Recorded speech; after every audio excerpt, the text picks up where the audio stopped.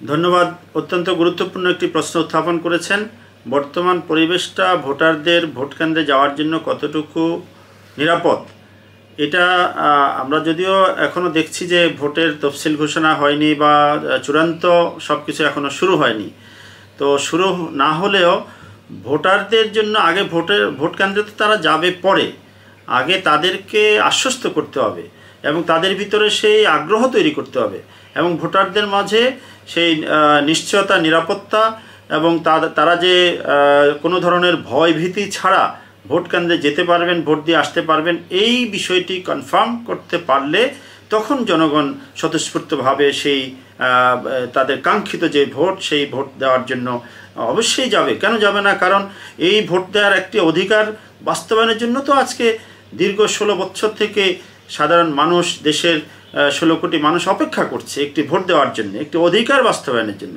কিন্তু সেই অধিকারটা যদি কোনো কারণে তারা প্রয়োগ করতে না পারে, সেই আশঙ্কা কিন্তু আজকে রাজনৈতিক দলদেরকে সেটি দূর করতে হবে এবং সরকারকেও সেই জায়গায় ভূমিকা রাখতে হবে।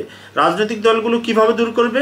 কারণ রাজনৈতিক দলগুলো যদি তারা নিজেদের মধ্যে কোনো ক্লেশ তৈরি না করে এবং হিংসা, হানাহানি, মারামারি, কালো টাকার ছড়াছড়ি, সংঘাত, সংশয় এগুলো যদি সৃষ্টি না করে, তাহলে ভোটাররা অনায়াসে আসবে। তারা তো এই একটা ভোট প্রদানের জন্য উৎসাহ, উদ্দীপনা, আগ্রহ নিয়ে অপেক্ষা করতেছে। সুতরাং তারা তাদের সেই আগ্রহের জায়গা থেকে ভোট দেওয়ার জন্য ভোট কেন্দ্রে যেতে চায়।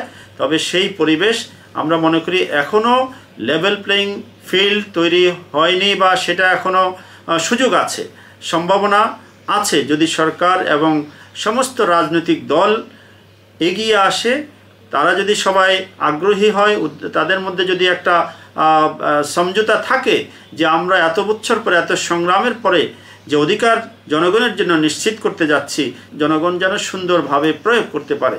এবং এখানে এটা শুধু তাদেরও না, এবং এই ক্ষেত্রে অবশ্যই নির্বাচন কমিশনের যথেষ্ট ভূমিকা রাখতে হবে এবং সেই জন্য অনেক সংস্কার প্রয়োজন। আমি মনে করি যথাযথ সংস্কার যদি করা হয় তাহলে জনগণ আশাবাদী হবে এবং তারা ভোট দেওয়ার জন্য উৎসাহ পাবে এবং পরিবেশ তখন নিরাপদ হবে। এই মুহূর্তে এখনও এটা বলার কোনো পরিবেশ এই সময় আসেনি। আমরা অপেক্ষায় আছি, আমরা দেখতে চাই সরকার এবং রাজনৈতিক দলগুলো কী পরিস্থিতি তৈরি করেন।